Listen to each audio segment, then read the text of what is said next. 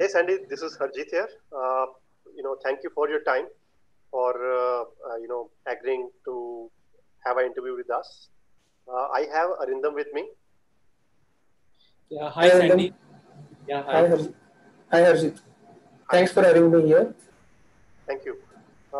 So Arindam, this is going to be a discussion about uh, data engineering related interview, and we will majorly focus on things like Spark and Hive, Hadoop, and if we have time about Kafka also. Okay. Sure. Okay. So Arindam, I have seen your resume, and I uh, have gone through the projects that you have mentioned there. Is there any of your favorite project that you want to start with, and want to talk about that and say that okay, this is the work that you have done, or this is the role that you have played in that project. Okay, sure. So actually, one of my favorite project is the recent project that I'm currently working on. So the original project was already running in Oracle, and the client wanted to have a pilot project running in Informatica, and he wanted to compare the performance. We were actually working on one of the Informatica projects, one of the Informatica tool, which is Informatica Big Data tool, the Big Data Developer tool. So that tool, because client had purchased that tool in the initial time, so there were a lot of hiccups that we were facing in the initial phases, and it had many things that we could not do. So client wanted to move away from Informatica. He wanted to go towards something which is freeware and then also can give efficient performance. So that's how we started working on. We started transforming the same project basically, which was already running in Oracle and Informatica into Spark. So we did some POCs on Pig using Pig Hive, and then when we did POC on Spark, the client loved the performance, and that's how we started transforming the current project itself in Spark. Okay. Can you talk a bit about the problem statement, the business problem that you're trying to solve uh, in your project? So basically, it was major insurance client that I was working for. So they had many sources and a lot of data that was coming in. They had many sources to work upon, and he was trying to create somehow a warehouse or data lake kind of stuff where he can gather order data and he can perform some transformations. And out of that, he can basically create some reports using a reporting tool, and he can forward basically those reports to the higher management on the basis of which they can take business decisions. So, for example, what policy is the best-selling one in the US, or which policy basically has more benefits, and why people are getting why people are loving that policy. So, these are the kind of business decisions he was trying to make. With Informatica and Oracle, he was facing some performance-related issues with Informatica because it was using MapReduce and Tejas engines, which were again slow in performance. When we migrated to Spark, so that showed a lot of performance improvement to us. So that was a business problem basically we are trying to solve using this project. Okay. And you are loading a lot of data, you're saying that into, was it a cloud-based solution? Like you are No, it is an on-prem. Yeah, on-prem. it is an on-prem solution basically. Yes. Okay. You're using on-prem cluster. So when you are inserting data uh, in your data lake, so what kind of challenges you faced? Because there can be some data which you have to simply override. Sometimes you have to incrementally add data. There can be different problems given the nature of data that you're pulling in. So what were the different challenges that you faced there?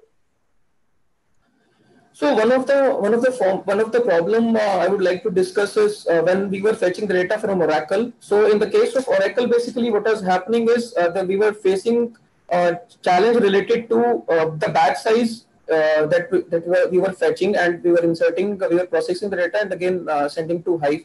So the batch size was a major problem. Basically, because the default size is 10, which it fetches, and we wanted to increase the fetch size. So one of the problem we were facing was that. Other problem was the file format. So the one of the file format was mainframes, and other were JSON and CSVs. So with respect to fetching these kind of data and the file formats, These are the major basically things that we were trying to solve the problem with. Okay. How were you handling incremental data in this situation, in this project? So we, as such, we are not doing incremental. I mean, we are just doing a truncated load basically in Hive tables. We are not performing any. We are not doing any matching of data if there is an update happening or delete happening. We are not doing any kind of stuff like that because we basically we push the data. It's a weekly batch that we are running. So in that case, basically we load the data and the table will be truncated for the next load. Okay. So you used to run your job only once in a week, and what was the amount of data that you were dealing with? It was around 93, I mean 90 to 100 million, I guess. I mean, I don't remember the exact figure, but yes, this was the kind of data that we were processing. So these were basically, this was a time when we were doing initial POCs of data, and later on when we had many sources, each of the source had like this much of stuff of data. Okay, so Sandy, I'm going to give you a problem statement. I want to understand from you that given that problem statement, what are the technologies that you will be interested to use to make a solution for that problem statement? Okay. Okay, sure. If we are trying to create a solution, what are the technologies that you will explore to solve that problem? Okay. So. Okay. So suppose I am working in e-commerce company, and my there are some sales that keep on happening. Okay, and there is a report, a real-time report. My manager has asked me to create from those sales data. Which will tell that, okay, in last, say, 1 hour, how many sales happened, and per category sales, like for fresh products, some sales, for, say, for, groceries, some sales, for things like, toys, some sales, something like that. Okay, so I want a report, and to generate that report, I will get sales information from a front-end team, a team who manages the sales transaction data in real time. And I will also need to query some historical data from some data store that we need to decide which data store it will be. And then I need to combine it with the sales data and generate data in a format which I should be able to show to my manager.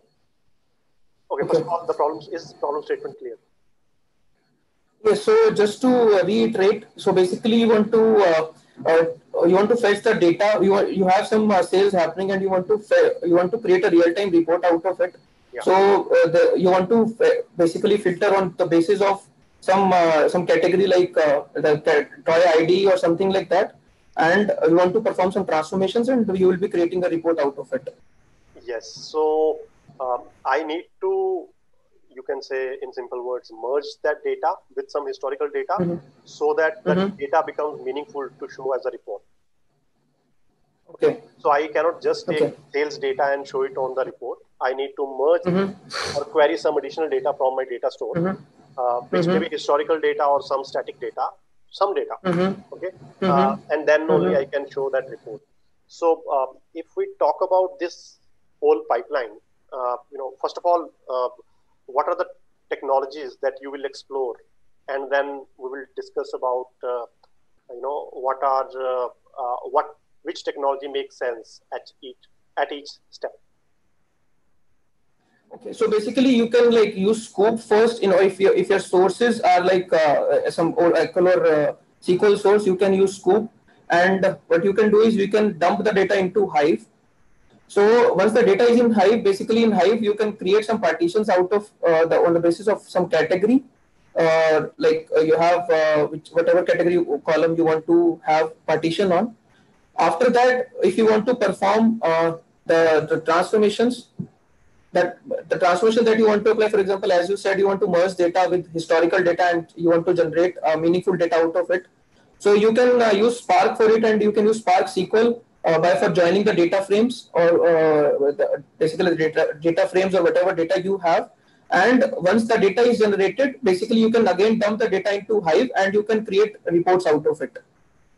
Okay, so we are thinking here in terms of batch, and what I'm saying is that there is this is supposed to be a real-time kind of Okay. application.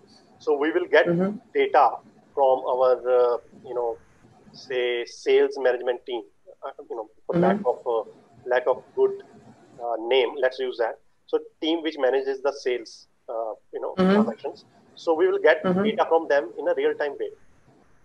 Okay, and we need to have a real-time pipeline to show the dashboard to our end users. So currently, whatever solution you have proposed, that will work in probably in a batch way, where once in a day I have to do that, or if the frequency is if the frequency of report refresh is not very high, then I still can do that. But I would like to have more faster or real-time solution. Okay. Okay. So in that case, what you can do is, so for example, you have many sources as you mentioned. So you can use collectors in order to collect the data from various sources. You can dump the data into Kafka. I have not actually worked on Kafka, but yes, I can definitely, I have read about it. So what you can do is, you can collect the data from various sources and dump into Kafka. Once data is in Kafka, you probably can perform the transformation that you want to apply on top, whatever transformations you can apply. You want to apply filter or you want to apply a join. Basically, after that, you can again dump the data into another Kafka again, basically, not in Kafka. Basically, you can dump the data again into Hive, and out of which you can generate reports. So Kafka will help you in generating real-time messages and all. So I have one question, Sandy.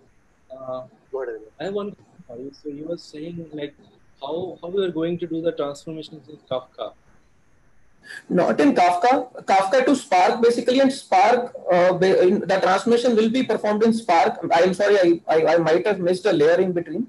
So from Kafka, you can basically pull the data into Spark using Spark programs or Spark applications. You can perform the transformations and actions, whatever you want to perform. And again, you can dump the data, the transform data into another database, say Hive, or another NoSQL database. Basically, can be used which supports real-time processing. And you can create reports out of it. I'm sorry, I might have missed a layer in between. Yeah, no issues. So like, I want to understand, like you are directly going to read the data from Kafka using Spark, right? Or are you planning to like move data from Kafka into HDFS, okay? And then read the data from HDFS. What are you planning to do in this case? So as I told, basically we can the data from Kafka basically we can dump into Spark.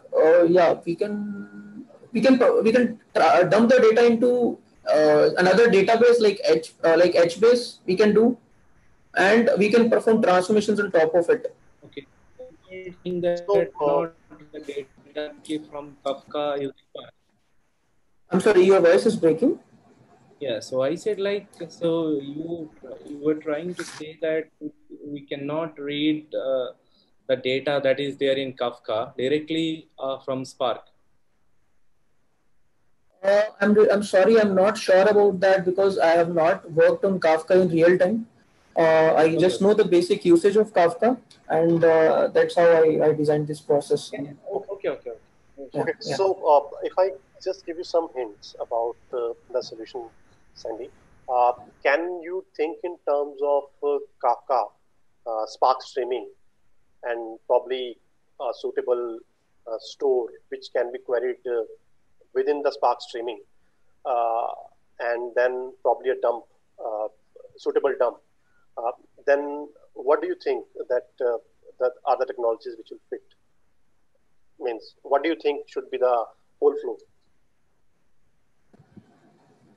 So basically, you in that case, you can collect the data from different sources from various using various collectors, and We have only after one. that, We have only one source, okay.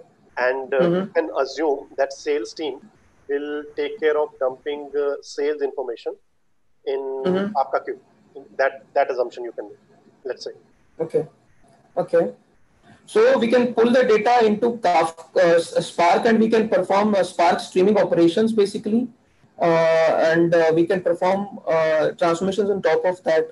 I don't have much of idea on it. I'm really sorry, but that's how my assumption goes. That's fine. That's completely fine.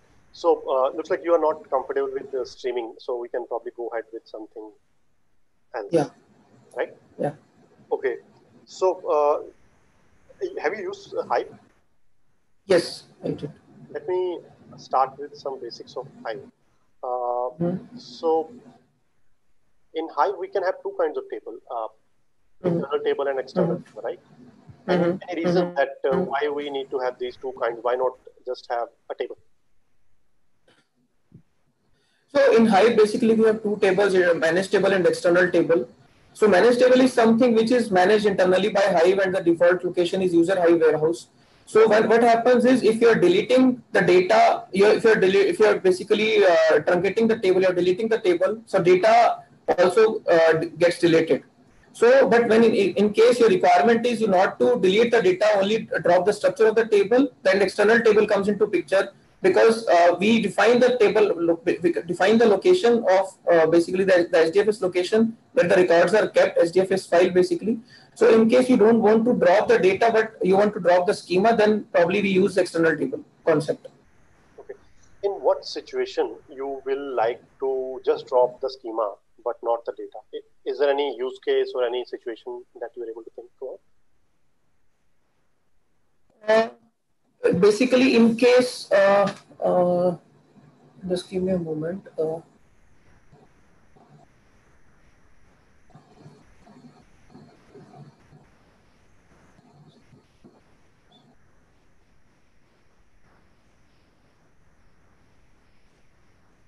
I'm sorry, it's not striking my mind. I'm sorry. Okay. Okay. About let's talk about partitioning in Hive. So there can be again two kinds of partitioning, right? Static partitioning and dynamic partitioning in Hive. Mm-hmm. So in which situation will I use dynamic partitioning, and in which situation will I use static partitioning? So basically, static partitioning you can use when you know the number of partitions. Basically, so for example, if you're partitioning on the basis of months, and you know basically that there are 12 months in a year. So in that case, you can basically use static partitioning. But in case you don't want to like manually count the number of partitions that you want to create, so in those cases, you will go with dynamic partitioning. Okay. So I have one question here. Suppose suppose we were getting daily data, okay, and we were storing this daily data into Hive tables, and we want to create like there should be a partition column in all the tables that we have in Hive, and that partition column will be date, okay. And so in that case, you want to use static partition or dynamic partitioning. Your voice is actually breaking. I'm really sorry. Can you please come again? Yeah, so what I'm saying is like, suppose we're getting daily data, okay, Uh-huh. and Uh-huh. this daily data into Hive tables, okay. So I want the Hive table to be designed in such a way that it will have a partition column, and that column is date, okay. So suppose we receive data on 1st of October, so there should be one partition corresponding to that date. Then 2nd October, one more partition corresponding to 2nd October, and so on. So in that case, like you be suppose I'm assuming you are creating the partitions or storing data into Hive using Spark. So in that case, you are interested in static partitioning or dynamic partitioning. In case of like date, because it is going to create a lot of it is going to create a lot of partitions basically because of the number of date. too many partitions can also be harmful, and basically creating too many partition, the name node basically has to keep an account of everything. So in those cases, partitioning won't be beneficial. Rather, we can go for some other approach. We can go for bucketing in that case. No, no, no. The thing is that, see, like we are getting daily data, and our reports will be daily or maybe then weekly. Okay. So in that Mm-hmm. case, so isn't a good idea to partition the table on date column? Mm-hmm. Maybe then you are just interested in keeping 1 month's data or 2 months data, and you can delete the older data, history data, Mm-hmm. Mm-hmm. right? So just Mm-hmm. understand to know like if that is a good solution. And also my initial question was more like if you are going to use static partitioning or dynamic partitioning in this case. Okay. So in this case, basically static partitioning would be like the best approach to go with. Yeah, definitely, because you will know the Yeah. date, right? Or which Yes, date you you know are. the number of partitions that will be created. Yeah. So basically, in every day you will be creating only one partition now. Okay. Yeah, yeah. Yeah. Yeah. So that's good. Okay. Sandy, which language are you using to write code in uh, in Spark? So basically, we are using Scala as of now. Okay, Yeah. you're using Scala for that. And have Yes. you used data sets in Scala, or are you using data frames? No, we are using data sets basically. Data sets. What is the reason? What's Yeah. the benefit that data set give you over data frame? So basically, one of the reasons is the type safety. The compile time, basically at the compile time itself, it tells okay, but if there is an error, at compile time it will tell okay, this is the error. But in case you're comparing it to the data frames, only you come to know about that there is an error at the runtime. So that is one of the advantages of using data set over data frames. Although both of them basically operate on row level, but this is the only difference that I can think of as of now for between data frames and data sets. You said that compile time it will give error. So can you give an Mm-hmm. example that what kind of error, what mistake if I do, it will give me an error in case of data set, and it will not give me error in case of data frame. Any example can you throw?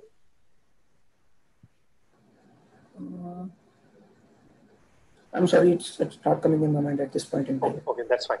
And any have you heard about encoders in data sets in Spark? No, I have never got a chance to work on encoders. Spark encoders. Okay, there's something related to data sets. So I'm just asking. No, I've never got a chance to work on encoders. Okay. Uh, so I had few questions in my mind regarding Mm-hmm. streaming. Is that what you're comfortable with? Shall we discuss streaming, or you have not worked on streaming?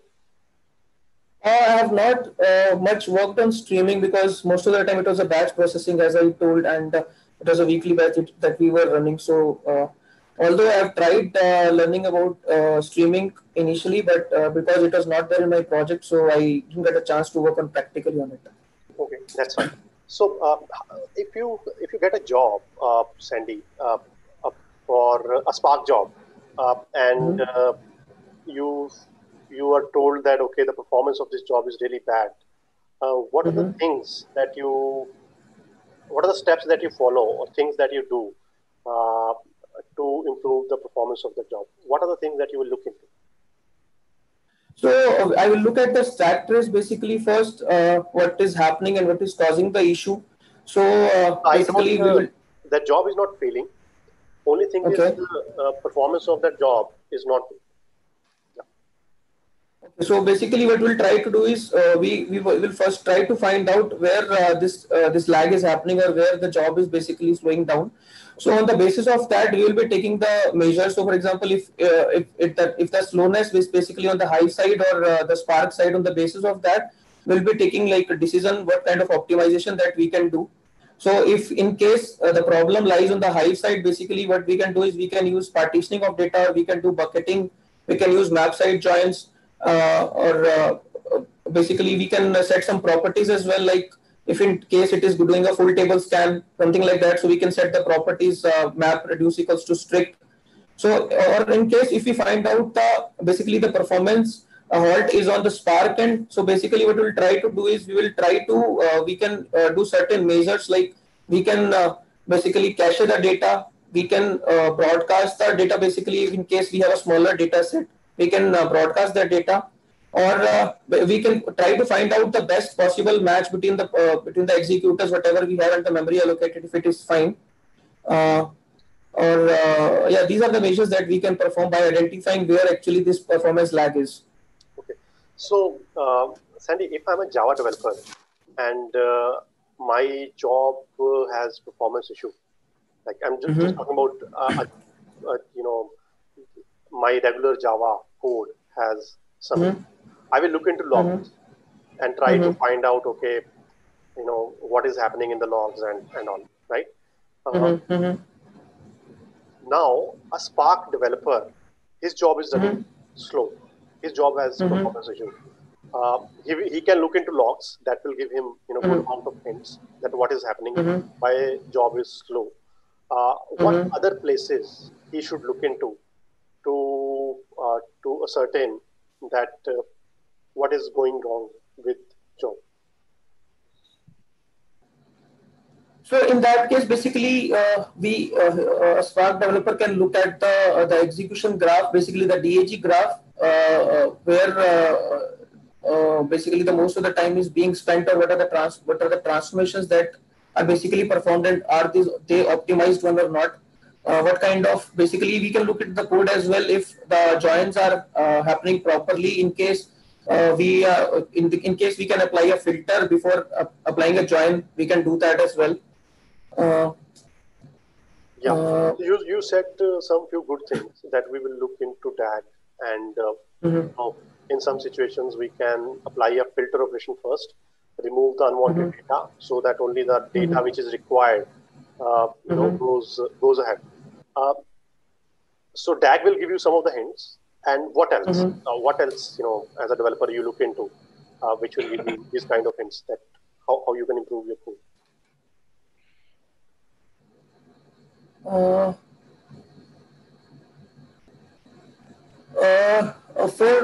For us, basically, if in case we will try to analyze the data as well. So basically, in case the data is a static one, or we can basically cache the data, or we can like persist the data. For example, if you're performing a filter operation, and that you can basically filtering the data in multiple RDDs. So you can persist the data, and you can use that data again and again. So that is like from data point of view, you can do that. Do you analyze query plans for your Spark jobs? Not much. We have not done that basically in our project.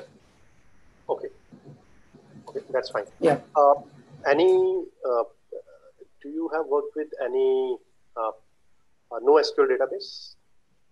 No, I've only worked on Hive, basically, and in the past I have worked with Oracle and Teradata. Okay, you have not worked with any NoSQL database. Okay. I have a small Spark problem for him. Okay, can I just ask him? Go ahead. Yeah, so Sandy, so suppose like you have a Hive table, okay, where you have something like the table, maybe call it employee table, okay, and you have three columns here. So the columns are employee name and employee age and location, okay. So I want you to maybe write a Spark SQL query, or maybe a data set or data from operation. So, and what I want is like you like maybe I'll just give one example. Suppose Arindam, then the age is 18 and location is Bhubaneswar. Then like there is one more Arindam and his age is also 18 and his location is maybe Bangalore. Okay. So I want to like make a distinct, do a distinct on the basis of name and age. Okay, and you can pick randomly one location from the data set. So how would you do that? I'm sorry, I didn't get your question clearly. So you have basically two rows with the same name as Arindam, but with different location, Yeah, the right? same name and same age. Okay, and the location is different. So what I Mm-hmm. want is like I want to pick up one row. Okay, so so location can be like you can choose any of them randomly. So it doesn't matter. Mm-hmm. Mm-hmm. How do you do that? So your aim is basically to pick any random record. I mean, which record should be picked up out of the two? Yeah, so in this case, like there will be many records. Okay, there are millions of records. So there Uh-huh. are Acha, duplicates. okay. Okay. Yeah, so I want Okay. to do a distinct based on the first two columns. Okay, like the name and the age, and Okay. you can pick anyone. Okay. So basically, in that case, you can make use of the window function out here. You can use in Spark SQL. So basically, what you can do is you can select the columns that you want. Okay. In that case, and you can use row number function as a window function. Mhm. Partition by basically the name column and the age column, whatever you want to like pick a distinct column out of it, and you can do an order by. So basically, what this will do is, if you want like some kind of you want to do filtering, so you can apply further filter on top of this. That would work, I guess. Yeah, yeah, that would work. Or maybe like if I tell you that you can use only group by. That should also So be fine. Yeah. how do you do with group by? Like with group by, mainly we do aggregations, right? So how can you Mm-hmm. take just one record with group by? Suppose you are grouping by, in this case, a name, comma, age. Okay, Mm-hmm. Mm-hmm. and you need to select only one of the records in that group. How do you do that? So in that case, basically, you will be like grouping by on these columns basically, and you can apply a filter on top of it, right? I think that should also work. No, no. Like what I'm saying is, like, see, my query would be something like this. Okay, select name, comma, age, then Mm-hmm. something, then Some group by product column. from the table employee, and then group by name, comma, age. Okay. Mm-hmm. Mm-hmm. Now, what function can you use this so as to take only one row, okay, of the, see, this group by, okay, it will, like, there are multiple rows in this group by clause, okay, like you will be getting multiple rows when you group by Mm-hmm. of Mm-hmm. name, comma, age. So how would you take just Mm-hmm. one row? So you can like do a row number equals to one. Basically, that kind of thing you can do. No, If I'm you not. want to pick. I don't want to use row number like any window function. Okay, simply I Mm-hmm. have done a group by, and I want to like there is a function basically. Okay, suppose I'm just giving you a hint. If you use collect list, okay, what it would do, it will like collect all the corresponding values there for Mm-hmm. locations. So you will collect this Mm-hmm. location. Okay, so what it will give for Arindam, comma 18, give an array. Okay, that will have two locations. So so can you just think anything after this, or do you remember any function that you can use there?